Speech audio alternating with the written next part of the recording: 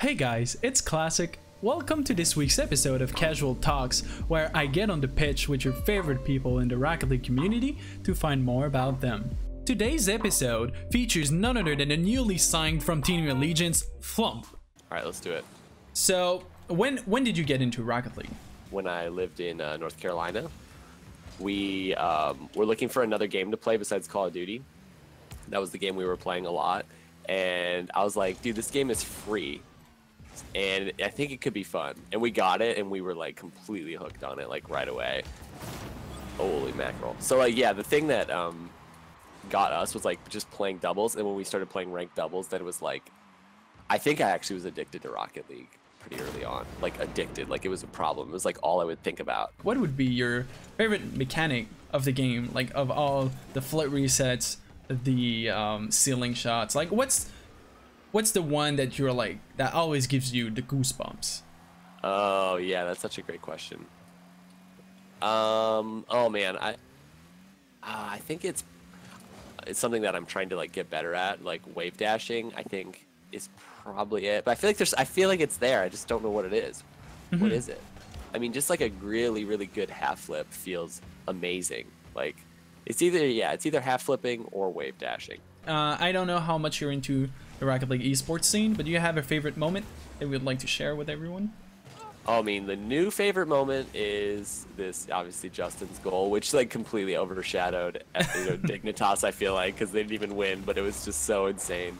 That's the best moment for me, like, and probably for everyone. But like, other than that, before that was just, I think, probably Over Zero's air dribble back when I like first started watching Rocket League. Yeah, RLCS season 1.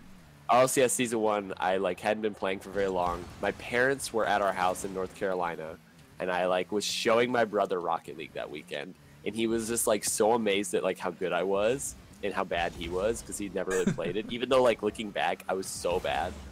And we watched that tournament. My whole family did. Like that's the only time like anyone other than me and my brother and my family have watched Rocket League. So was Rocket League the game that got you into content creation, or were you doing that before Rocket League?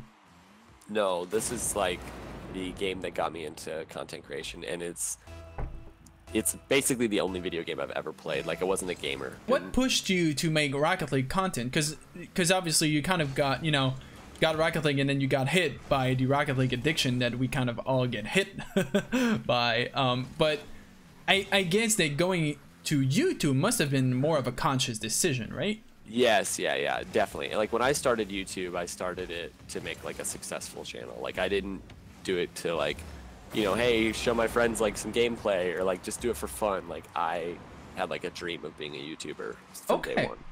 So it's cool that you can admit that. I feel I just want to, before you continue, I feel a lot of people have a hard time admitting that they want success.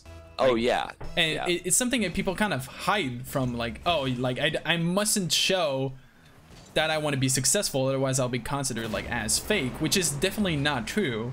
Yeah, it's fine to want success and still be genuine about it. What was the click of like, I really like Rocket League, I want to be a YouTuber? Like what was the one thing that made it like, okay, go? I think it was a video I saw by Mason RL, which was like on air dribbling. Yeah. Which had like, at that time like 500,000 views. Now it has close to 1 million. Wow. It's one of the like most shout out to views, Mason like, RL90 now hollow, by the way.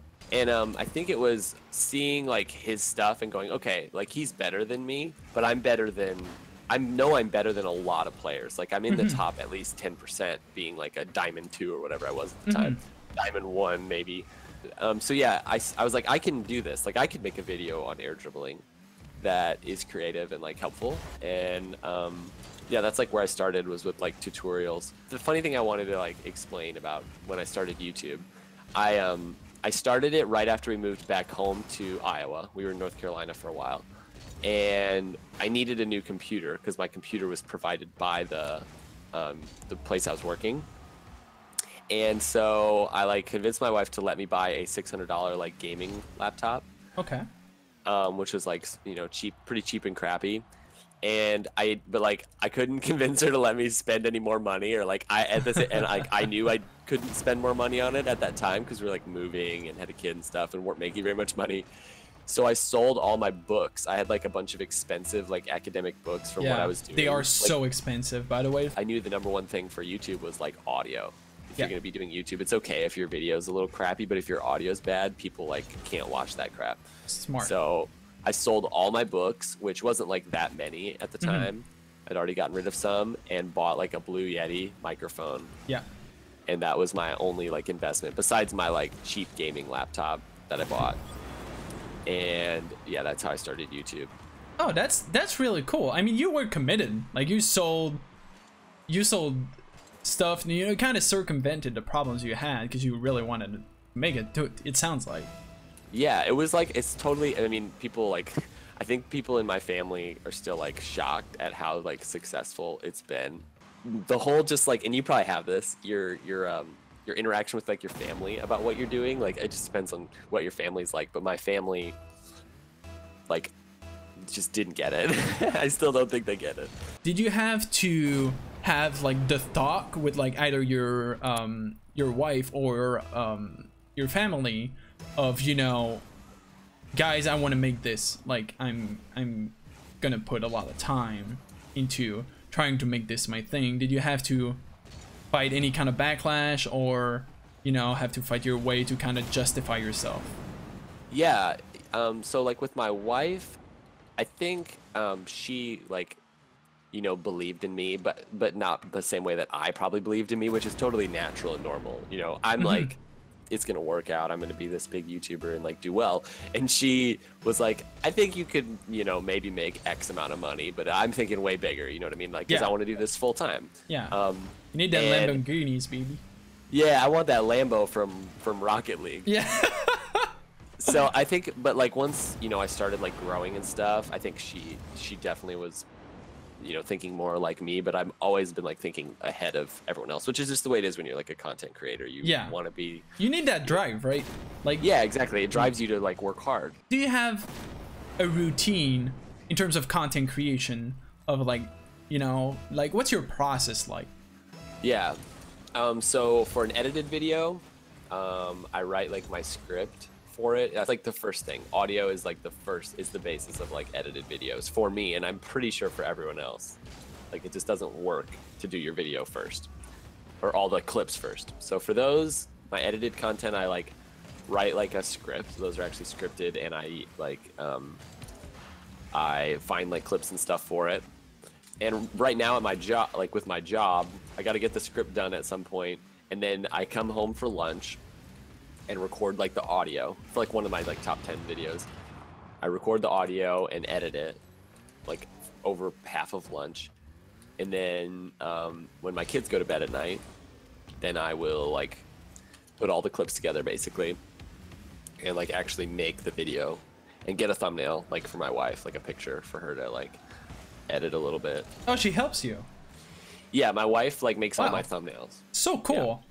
The worst part about like or maybe this is my bad habit, in the process of like editing, I will like procrastinate getting her a thumbnail. So it'll be like nighttime. It'll be like 11 o'clock at night. And then I'll be like, okay, here's the thumbnail. And she's like, what the heck? Like, can you get it to me when you start the editing process? But like, for some reason, once I start like. Because you could. Like, oh yeah, I could start with that, but like for some reason I put my daughter to bed and I go start editing and I'm like, I can't do anything else. I gotta get this video like rolling because they take hours, and I'm like, if I don't, it's gonna be like, you know, 1 in the morning when I get done, and it's a weeknight. You know what I mean? Do you have a best failure that you like? Something, you know, where you had, you know, you tried something, it didn't work, but it ended up being a blessings in disguise. It can be about anything in your life, not only content creation or Rocket League. I mean, just the failure of like my early videos was probably a good thing. Like, I didn't know who I was or like what kind of content creator I wanted to be. So for example, I made a video, a 2-part video that I thought was like one of the best, funniest videos I ever made, that I actually like deleted from my channel. Like, only 200 people have seen them. Basically, you know, like I saw like a cringe video about like actually E3, like way back in the day. And I was thinking about all the cringy, like awkward moments in RLCS. So I made like a cringe video from the season 3 RLCS. It was so mean though. Okay. Like the whole video, and it didn't do very well. It didn't get very many views. And I like was really thinking about like the kind of channel I wanted to be, and I looked at other like Rocket League channels that were just kind of toxic. And then I looked at like people like John Sandman, and I was like, that's the kind of content creator that lasts. Somebody who's like positive. Yeah. That and who truly like enjoys wants to be it, nice right? to people. Yeah, exactly. And this video is just mean, even though I think it's hilarious. But yeah, the line is hard to establish between like what's, you know, creative banter that's funny, or like just being out yes, to someone. Exactly. Yep. It could have been done like nicer, probably. If you had like one advice to give like upcoming creators, the biggest thing is just making like really quality content at first, and then you can make crap later once you have your. No, I'm just kidding. You gotta like, because when people come onto your channel and see, you know, 107 subscribers or whatever, you know, I'm just picking a random number. Yeah, I'm yeah. not talking about any specific person. They're like, it's gonna take a lot to get them to come back. You know what I mean? Mm-hmm.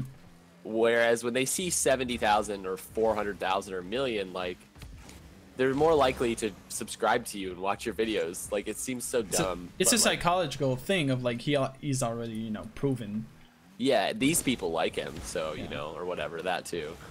But yeah, I would say you need to make quality content. Like, just forget about like the YouTube algorithm and stuff, because like when I started, I was like researching all this stuff. Just put out great videos, like that people click on and are like, oh my gosh, this person's amazing. Like, put a lot of work into them. But then, like, kind of to counter that a little bit, it's like this weird balance, is you got to put out a lot of content. Like, if it takes you, you know, 3 weeks to make one video, which is okay at first, it probably will take that long if you've like got no experience video editing. I don't know, you gotta like grind to get like more efficient at editing and everything, and making recording, so that you can put out more content, because it is true that like YouTube doesn't like people who upload every now and then. You need to upload like a lot.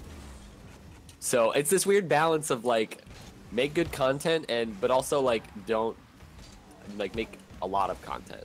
Yeah, so kind of get that balance of, you know, good enough, right? Yes, exactly. Yep. And like, if a video doesn't do well, like, just move on. But another thing I would say is like, you need to learn from your videos. Like, if you put a video out and you think it's going to be great, and it gets like way less views or something, or like people say certain things, like, assess your videos and like, or whatever, your content, assess your content, and really try to learn from like every single video or every single stream or whatever it is that you're doing. Like, don't be somebody that just puts out the same stuff. And like, you know what I mean? Like, there's a lot of people that is so valuable. I hope people, you know, if you haven't got that, pause, come back, and re-listen to that genius advice he's giving right now. Do you have one last thing you would like to say to people? Kind of one thing, if you want, you know, obviously you can shout yourself out, shout anyone out. Just something you want to get across. One of the things Rocket League is lacking is like lots of great content creators. But I mean, like, I say that, and there's a lot of great content creators who just have like not been able to get tons of success. We need more people, just like regardless of who you are, you know, or what you've done. Like, I feel like I'm a perfect example of somebody who, like, I knew nothing about this. I knew nothing about editing, making a thumbnail, tagging, like, you know, putting tags in a video. Like, I didn't know any of this stuff, but like, I wanted to see this like game do really well, and I wanted to make content about it. And like, I don't know, I think you could do that too. So that's what we need, I feel like.